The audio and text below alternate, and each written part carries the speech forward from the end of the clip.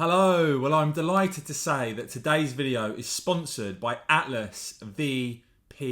Atlas VPN allows you to explore the internet with more freedom and security. It's been developed by top cybersecurity specialists and IT engineers. They developed it in 2019 and Atlas VPN was created to make the internet accessible and secure for everyone. Currently, it has more than 6 million users worldwide. But this is more than just a VPN. It blocks all malicious links, ads and trackers, and notifies you when someone is trying to steal your data.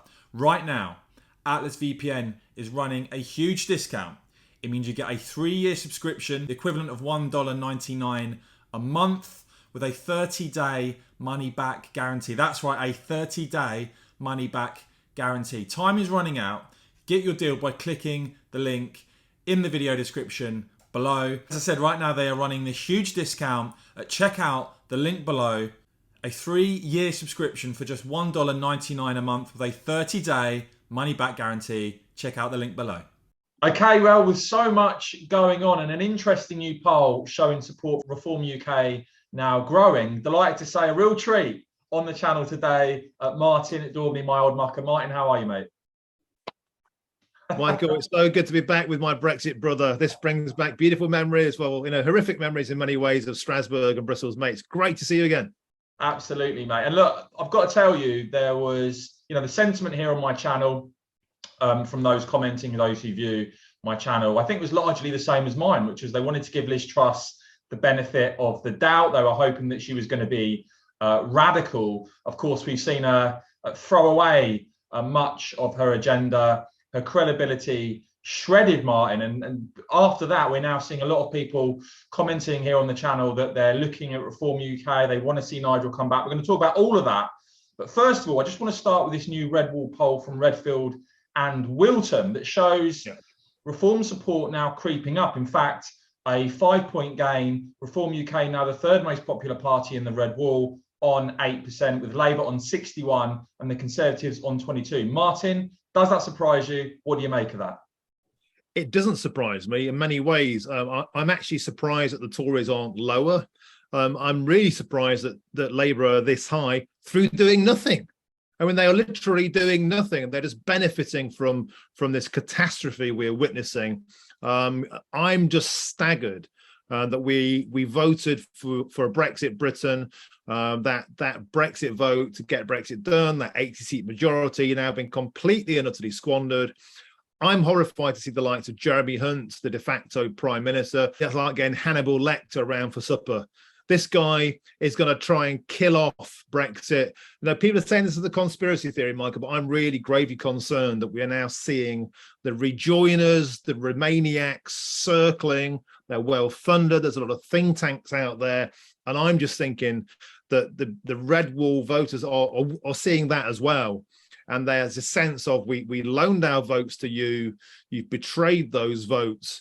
And I'm afraid it's payback time. And that's why we're seeing this great swing. I'm very heartened, actually, to see Reform doing this well.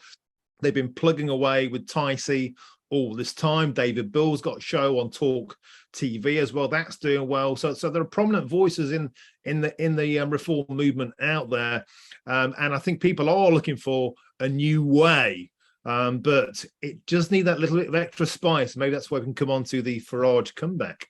Well, indeed, because you've written this excellent article for my Substack over at heather.news, talking about potential Nigel return. Before we get to Nigel Farage, though, Martin, you said that you sort of headed out of London, out of the mainstream media bubble, and you headed to Nottinghamshire to go and find what the mood music was on the ground there. What did you find? Well, what I found was what I found exactly during the Brexit referendum, before and after And that is, if you want to take the mood of what's going on, you can't be living on social media like Dan Hodges and Laura and all the BBC lot and Beth Rigby, because all you basically get is this kind of, let's get Keir Starmer and he's great. They're great things since sliced bread. And what they're saying out there is they're outraged about illegal immigration. I mean, it's the number one thing they're talking about after the cost of living. Everyone's desperately worried about what this is going to mean. And I think actually that one truss policy of a 2-year pledge to cap heating bills was the one lifeline, I think, for her. But now that's been taken back to April. People are really worried about what they're spending their money on. They're outraged about these idiots from Just Stop Oil bringing the country to a standstill. There's a feeling that the police are going soft on them, but they're steaming to a set of football fans, for example.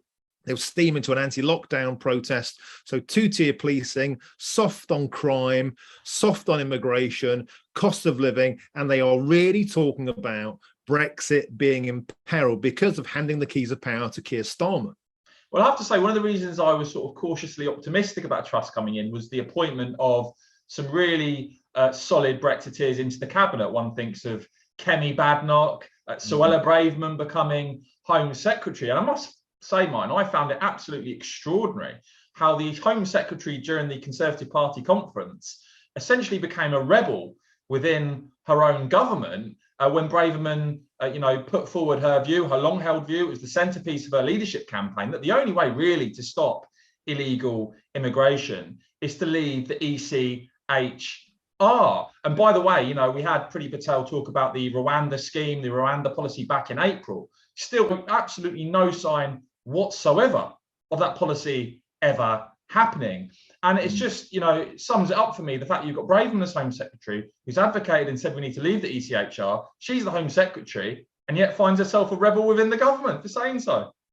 Yeah, these are existing fault lines that have been long held. And I talk to Conservative MPs all the time, the good ones, the proper working class red wallers, and they're exasperated about this too, because they initially felt, Priti Patel was hamstrung and held back by the blob, by the civil service, but actually it's within their own party. The fault lines of Brexit, the fault lines around immigration are rife.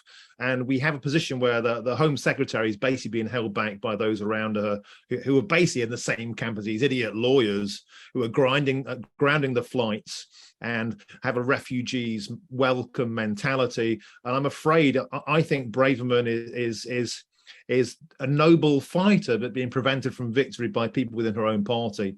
And if we think that's bad, can you imagine what it would be if Labour gets in? I mean, they only recently were campaigning for an open borders policy, Michael. So we need to hang on to these people as best we can, unless there's a new way. So that brings us, of course, to the title, the centerpiece of this article that you wrote about a potential return for Nigel Farage. Martin, do you think it's going to happen, and do you want to see it happen? It's certainly the stuff of dreams across Nottinghamshire. It certainly was at the weekend. He's the only name on the lips of hardcore Brexiteers. They really see him as the kind of comeback kid they want fighting, dusting off the gloves and getting out there and socking it to them. They think he's got the charisma, the gravitas, the ability to raise funds, the ability to get activists out on the streets at 6 a.m. All of those things he achieved for UKIP, for the Brexit Party. They still see him as the savior. And cometh the hour, cometh the man.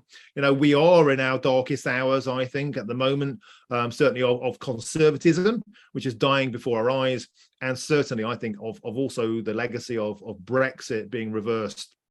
Farage is seen as the man to rattle the sabre. I floated this. I've been hearing a lot from prominent MEPs like June Mummery, who are also saying that people are saying the same thing in the coastal communities. I'm hearing the same thing in the West Midlands from my fellow candidates up there. I'm hearing it across Yorkshire. I've spent the last 18 months recruiting candidates across Yorkshire and activists, and they still say if Nigel walked into town, they will drop every other allegiance and go with him. So certainly, Michael, the grassroots are saying they want King Nigel to return. Well, look, it's interesting times. We'll keep bringing you all the very latest right here on my channel, guys. Martin, good to talk to you today, mate, and I'm sure we'll speak again soon. Pleasure, mate. All the best.